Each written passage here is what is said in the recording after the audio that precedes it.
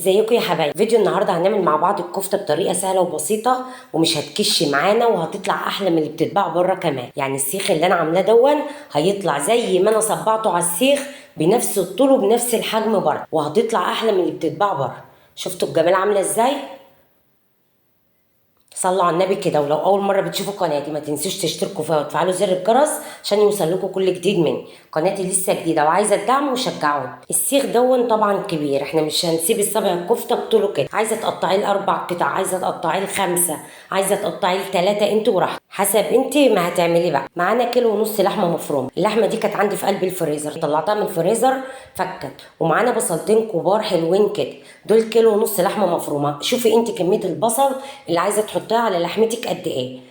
همسك بقى البصل في الكبه وهفرمه فرمه كويسه قوي. انا بحب افرمه في الكبه عشان الكفته البصل ما يبانش فيه.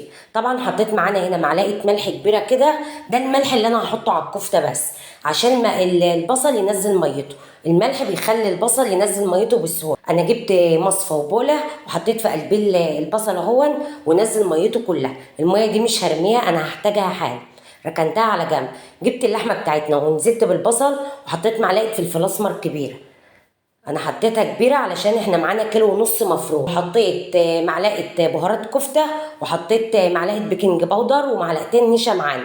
البيكنج باودر والنشا هيساعدونا ان الكفته بتاعتنا ما تكش، وزي ما بنصبع الصابع بطوله هيطلع بنفس الحجم برضه. هنمسك بقى ندخل كله في بعضه كده بايدينا. الكفته عايزه مش زي الحواوشي، انا كنت عامله الفيديو اللي فات حواوشي. الكفته عايزه عجن اكتر من الحواوشي. الحواوشي كنت بعملها ايه بطراطيف صوابع كده، اما الكفته عايزه كل حاجه ندخلها في بعض كويس قوي. بدخل كله في بعضه كويس قوي. طبعا الكفته انا مش هحط عليها اي حاجه الا البهارات اللي انا حطيتها دي. البيكنج باودر والنشا هما اللي هيساعدونا ان هي ما تكشش معانا. شفتوا الجمال بقت عامله ازاي؟ انت بقى عايزه حسب الكميه اللي انت هتعمليها. هنا معايا السياخ دي، انا ما بحبش اجيب السياخ الخشب بتاعت الشيش طاووق. السياخ دي عندي بستعملها مره واتنين والف مره كمان. اما السياخ الخشب دي هي مره واتنين ممكن بعد كده يتحرقوا منك وترمي. طبعا هنمسك السيخ. انا جبت ميه البصل اللي انا قلت لكم انا مش هرميه، حطيت فيها نص معلقه سكر كده. السكر ده يديك كرمله للكفته جميله من بره. مسكتها قلبتها كويس وجبت السيخ معانا وصبعتها. طبعا بتمسكي كرة صغيرة كده وبتصبعيها من الطروف، مش بتصبعي السيخ طبعا كبير معايا.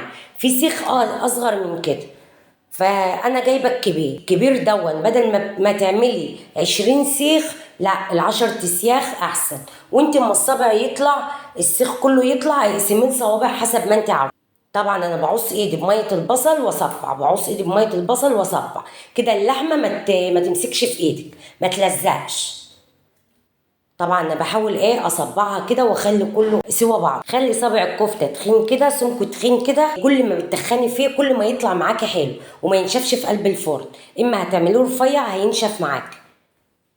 انا بحاول يعني اخلي الصابع مليان لحم كده تخين، بيطلع معاكي الصابع تحفه.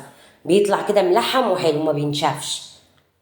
طبعا انا بعص ايدي كل ما امسك حته لحمه، بعص ايدي ميه بصل من اللي انا عاملاها دي وبصبع.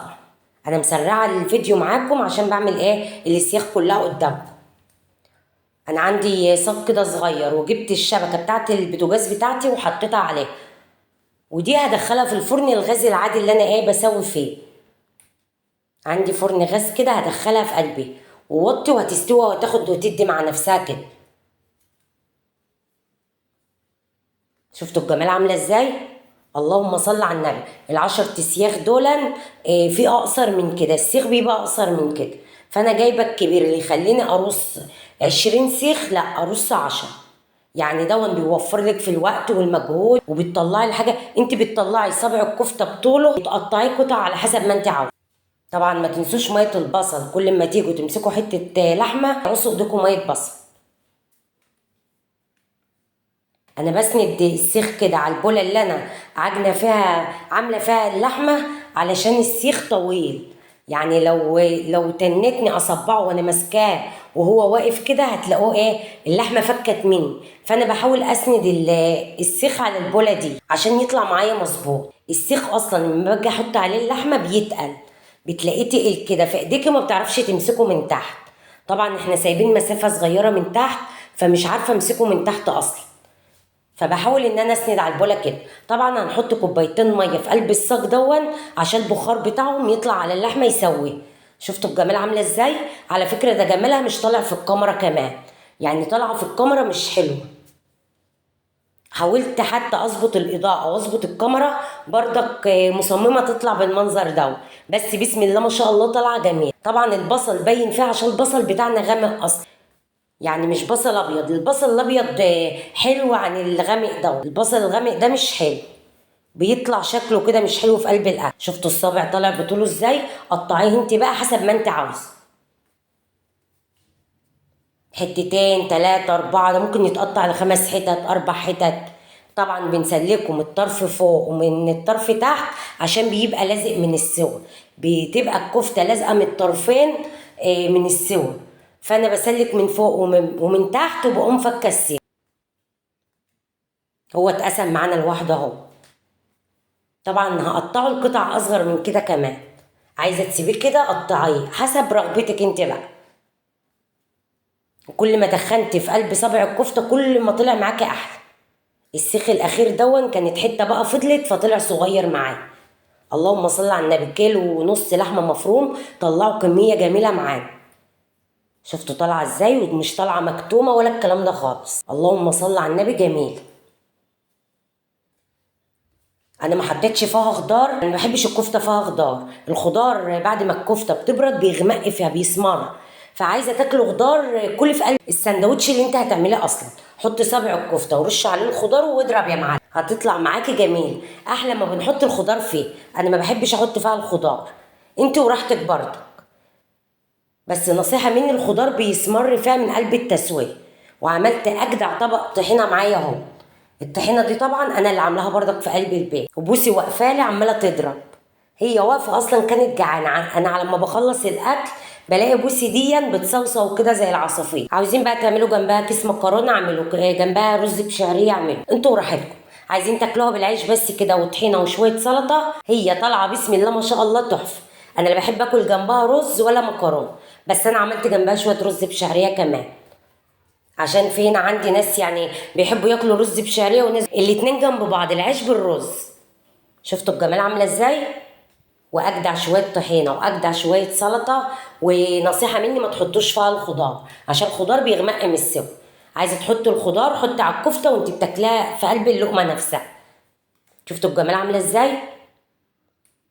وسهله وبسيطه وما كشتش معانا. وحطي النشا والبيكنج باودر، هو اللي السر اللي ما بيخليش الكفته تكش. عايزه تعملي حسب الكميه اللي انت عاوزاها بقى، عايزه تعملي نص، عايزه تعملي ربع، عايزه تعملي كيلو، انت وراحتك.